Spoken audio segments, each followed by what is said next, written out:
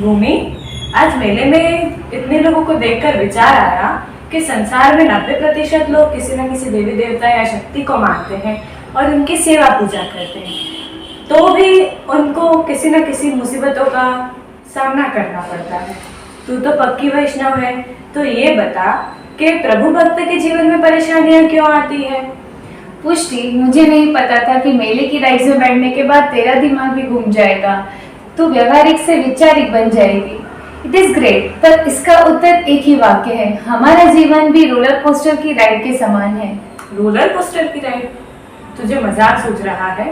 रहने दे, मत बता। अरे रे, तू तो बुरा मान दे, पर सच में यही है। अच्छा सुन, हमारा जीवन भी रोलर कोस्टर की सवारी के समान है। मेले में रोलर कोस्टर नाम की एक सवारी होती है, जिसमें सेफ्टी बेल्ट के सहारे लोगों को बांध के बैठा दिया जाता है। फिर वह रेलगाड़ी पटरी पर अकल्पनीय तेजी से कभी ऊपर तो कभी नीचे दौड़ती है और उसमें बैठे लोगों को बहुत जोर के झटके महसूस होते हैं और लगता है कि जैसे जान ही निकल जाएगी, और कई लोग तो भयभीत होकर बचाओ बचाओ चिल्लाने लगते हैं। परंतु वे सब बेल्ट के सहारे बंधे होने से उसमें से कोई गिरता नहीं है, उसमें से ना ही किसी को नुकसान पहुंचता है, और अंत में सवारी में बैठे सभी लोग उसका सही सलामत हंसते हुए आनंद उठाते हुए उसे पूरा करते हैं। हमारे जीवन की रेलगाड़ी भी ठीक उसी तरह है, ऊपर नीचे होती है। जब जिसका जीवन भगवत शरणागति रूपी सेफ्टी बेल्ट से बंधा हुआ हो, तो वो उसके सवारे उसे सुरक्षित संपूर्ण करता है, और जिसने यह सेफ्टी बेल्ट नहीं लगाया वह अवश्य गिरता ही है। तू भले शरणागति को सेफ्टी बेल्ट कहे, लेकिन कई शरणागत जीव भी दुखी हैं, ऐसा क्यों? हाँ, ये बात सही कही तूने, पर सवारी खत्म ना हो तब तक उसके सभी सुरक्षा नियमों का पालन करना पड़ता है। खाली पट्टा बांध लेना ही काफी नहीं होता। रेलगाड़ी में बैठकर यहाँ वहाँ हाथ चलाने से चोट तो लगेगी ही। कई लोग ब्रह्म संबंध लेकर मैं वैष्णव का लेबल लगा लेते हैं, लेकिन एक वैष्णव अनुरूप आचरण नहीं करते और प्रभु और श्री वल्लभ में दृढ़ विश्वास रखकर उनकी आज्ञा को स्वीकार करने के तैयार नहीं होते, पुष्टि मार्ग के नियमों का उल्लंघन करते हैं। तो ऐसे में जीव को सभी प्रकार के क्लेश तो महसूस होंगे ही। तो तेरे कहने का मतलब ये है कि हमने वैष्णवता स्वीकार के खुद को प्रभु की शरण में सौंप दिया है। उनके नियम और आज्ञा के अनुसार चलने से भले ही हमारे जीवन में दुख के झटके लगेंगे, परंतु हमें कोई नुकसान नहीं पहुंचा सकेंगे, और अगर हम उन नियमों का पालन नहीं करते हैं तो हम सुरक्षित नहीं हैं। इतने कठिन विषय को क्या सरलता से समझाया है, मान गई भूमि। चल अब मैं चलती हूँ। जय श्री कृष्ण। जय श्री कृष्ण भूमि। मंगलानां शमनं मंगलानां महोदयं गोपांगनानां सौभाग्यम श्री गोकुलेन्दुं वयं नुमः।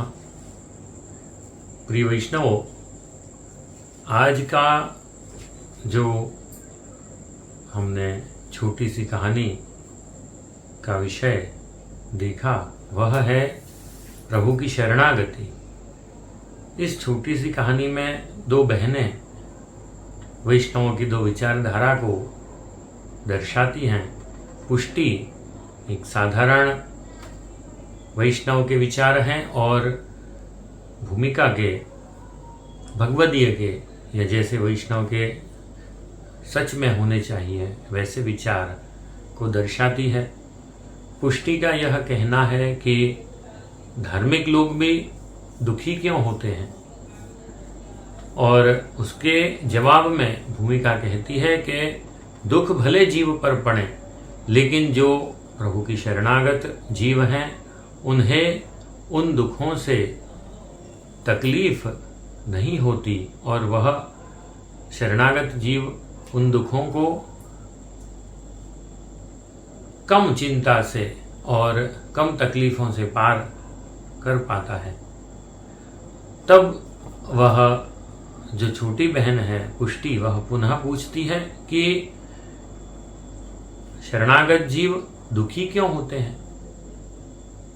तो इसके जवाब में भूमिका समझाती है कि जीव दुखी है या नहीं, यह इस बात से पता चलता है कि उसकी शरणागति कितनी है। जो जीव प्रभु के शरणागत है, जिसकी दृढ़ता पूर्वक प्रभु के शरण में दृढ़ता पूर्वक भक्ति है, वह कभी भी लौकिक क्लेश दुख से विचलित नहीं होता।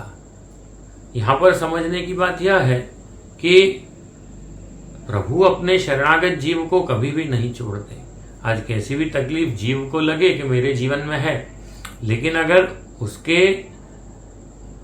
उसका जो मन है वह प्रभु के चरणारविंद में लगा हुआ है, उसकी शरणागति दृढ़ है, तो प्रभु उसे अवश्य ही सभी तकलीफों से निजात प्राप्त करवाएंगे, यानी उनसे मुक्त करेंगे और उसे किसी प्रकार की हानि भी नहीं होने देंगे।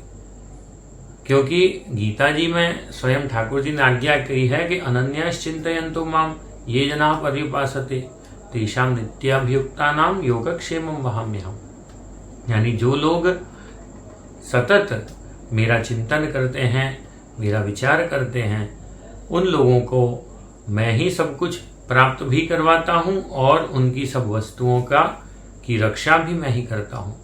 तो इस बात से स्पष्ट हो जाता है कि स्वयं प्रभु भक्त की रक्षा करते हैं, उनके शरणागत जीव की रक्षा करते हैं।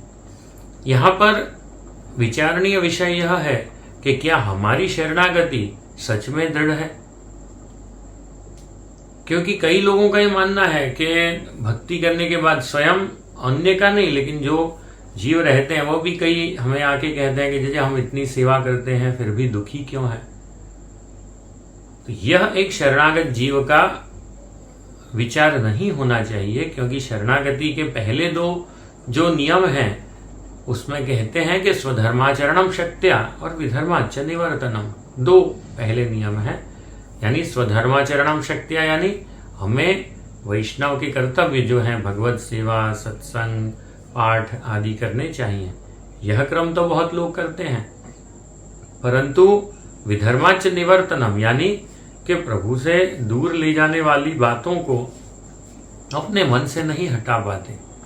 आज मैं आप लोगों को एक दृष्टांत दूंगा रामानंद पंडित का, जिनका उपला वाला प्रसंग तो बहुत प्रख्यात है कि वह महाप्रभु जी जब उनके घर पधारे तो उन्होंने अपनी पत्नी से कहा कि तुम उपला छुपा दो, वैष्णव उनका उपयोग करेंगे, उन्हें समाप्त कर देंगे। इस बात से नाराज होकर श्री महाप्रभु जी ने उनका त्याग किया, लेकिन श्रीनाथ जी ने उनके द्वारा अरुगाई गई जलेबियों को दूर से ही अंगीकार किया। यह पूरा प्रसंग होने के बाद वैष्णवों ने कहा कि जैसे आपने जिस रामानंद पंडित का त्याग किया था उसे तो श्रीनाथ जी ने स्वीकार लिया है।